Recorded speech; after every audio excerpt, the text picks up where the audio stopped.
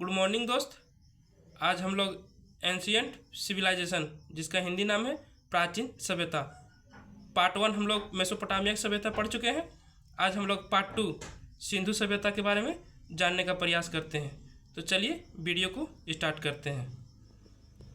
हम लोग क्या जान रहे हैं कि एंशियंट सिविलाइजेशन, इसको हिंदी में बोलते हैं प्राचीन सभ्यता। पार्ट 1 था मेसोपोटामिया की सभ्यता और आज पार्ट 2 पढ़ने वाले हैं सिंधु घाटी की सभ्यता, जिसको हम लोग बोलते हैं सिंधु सभ्यता। पहला पॉइंट है, भारत की सबसे प्राचीन सभ्यता हड़प्पा सभ्यता, जो सिंधु नदी के किनारे बसा हुआ प्राचीन नगरीय सभ्यता है। हड़प्पा सभ्यता कैसा सभ्यता है? तो भारत के प्राचीन नगरीय सभ्यता है।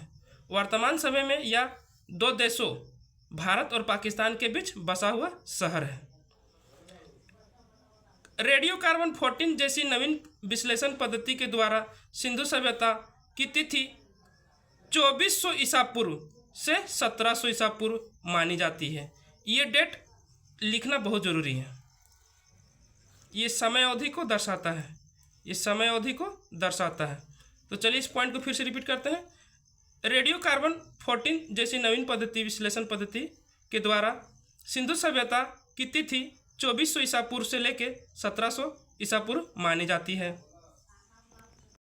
सिंधु सभ्यता की खोज दयाराम बहादुर, सिंधु सभ्यता की खोज राय बहादुर दयाराम सहनी ने किया था। सिंधु सभ्यता की खोज राय बहादुर दयाराम सहनी, ये भी नाम बहुत इंपॉर्टेंट है। सिंधु सभ्यता को प्रागैतिहासिक अथवा कांस्य युग में रखा गया है। सिंधु सभ्यता को किस युग में रखा गया? तो प्रागैतिहासिक एवं कांस्य युग में रखा गया है। अब सिंधु सभ्यता के मानचित्र, दिशा और नदी, ये तीन चीज पढ़ते हैं। क्या क्या पढ़ते हैं? तो सिंधु सभ्यता के मानचित्र, दिशा और नदी।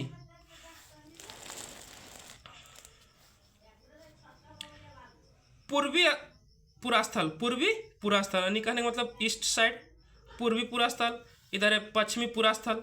तो पूर्वी पुरास्थल में हिंडन नदी। पूर्वी पुरास्थल में क्या है? हिंडन नदी। हिंडन नदी के किनारे क्या बसा हुआ है? आलमगीरपुर, जो यूपी मेरठ में है। अभी वर्तमान में क्या है? उत्तर प्रदेश मेरठ। पश्चिम में क्या है? पश्चिमी पुरास्थल में दशक नदी, जो सुतकोंडोर बलूचिस्तान में भी कहा है, पाकिस्तान में। उत्तर में क्या है? उत्तरी पुरास्थल में चिनवा नदी। उत्तरी पुरास्थल में चिनाब नदी, मांदा, जो जम्मू कश्मीर में है। दक्षिण पुरास्थल में गोदावरी नदी। ये दाइमा कहाँ पे है? महाराष्ट्र में। सिंधु सभ्यता या सिंधु सभ्यता नगरीय सभ्यता थी। सिंधु सभ्यता या सिंधु सभ्यता कैसी सभ्यता थी? तो नगरीय सभ्यता थी। इसमें मोहनजोदड़ो, हड़प्पा, धोलवीरा, राखीगढ़ एवं कलिबंगन इत्यादि शहर बसे हुए थे। भारत की स्वतंत्रता प्राप्ति के बाद हड़प्पा सभ्यता के सर्वाधिक स्थल गुजरात में खोजे गए थे। लोथल एवं सुतकोंदत्ता सिंधु सभ्यता की प्रमुख बंदरगाह है। एक क्वेश्चन यहाँ पे इंपॉर्टेंट बन जाता है कि सिंधु सभ्यता के प्रमुख बंदरगाह उसको बोलते हैं जहाँ पानी जहाज आके रुकता है। तो सिंधु सभ्यता के प्रमुख बंदरगाह कौन है? तो लोथल है और सुतकोंदत्ता है। जुते हुए खेत, ईंट का प्रयोग का साक्ष्य कालीबंगन से प्राप्त हुए हैं।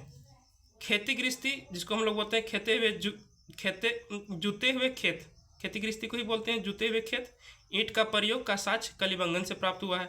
मोहनजोदड़ो से प्राप्त अन्नागार उसको बोलते हैं जहाँ खाद्य पदार्थ का भंडार होता है, जिसको अन्नागार शॉर्टकट में बोलते हैं।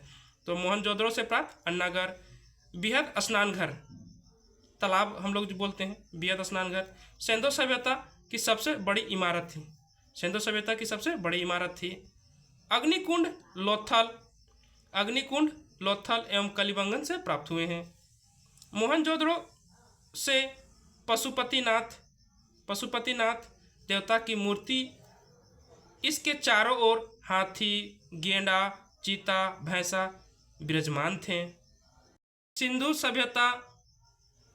सभ्यता में कान के मान के, अभी के टाइम हम लोग कान में झुमका पहनते हैं, उस टाइम सिंधु सभ्यता के लोग कान में मान के बनाने की कारखाना लोथल और चुंदड़ों से मिले हैं। अभी हम लोग कान में झुमका बनाते हैं ना, इसी प्रकार सिंधु सभ्यता में कान में पहनने के लिए मानके, झुमका के जगह उसमें क्या प्रयोग करते थे, मानके। मानके बनाने के लिए कारखाना होता था। वो कारखाना कहाँ था, लोथल और चुंदड़ों से मिले हैं।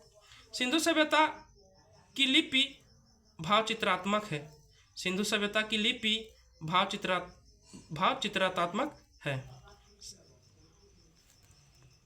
अब यहाँ पे भावचित्रात्मक कहने का मतलब है सिंधु सभ्यता की लिपि भावचित्रात्मक, इसमें दाईं से बाईं ओर लिखी जाती थी और वही दूसरी पंक्ति में बाईं से दाईं लिखी जाती थी।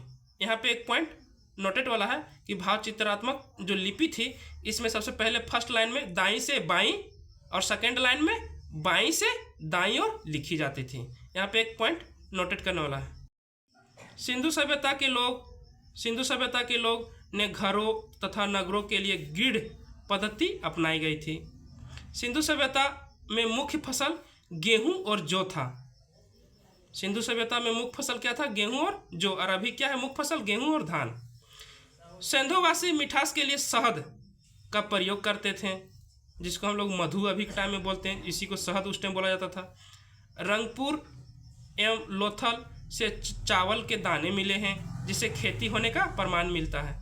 तो चावल की खेती के दाने कहाँ मिले हैं, तो रंगपुर और लोथल से।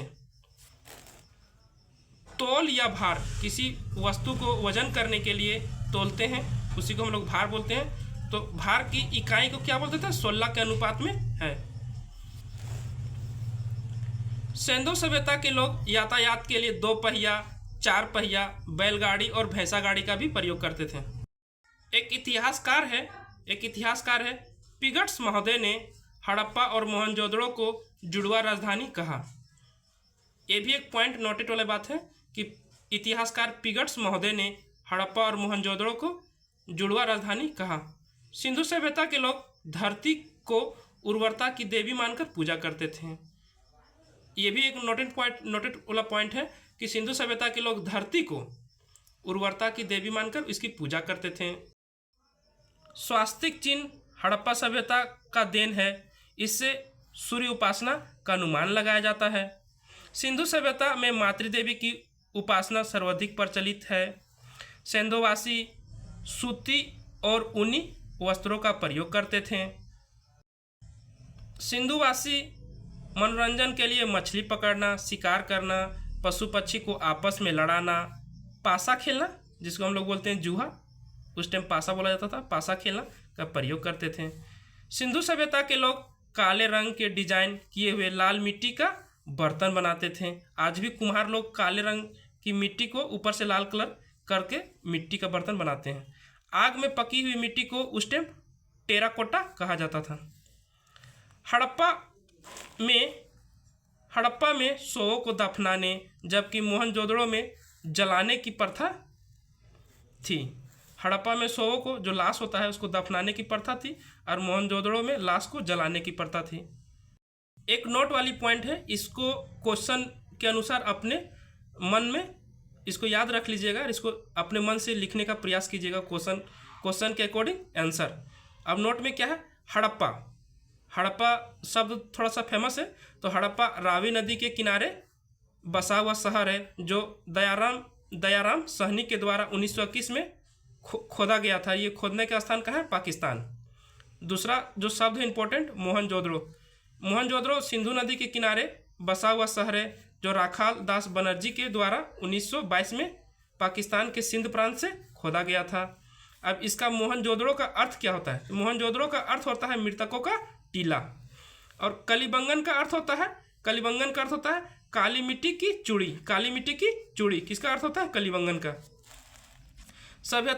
सिंधु सभ्यता के लोग लोहे से अपरिचित थे।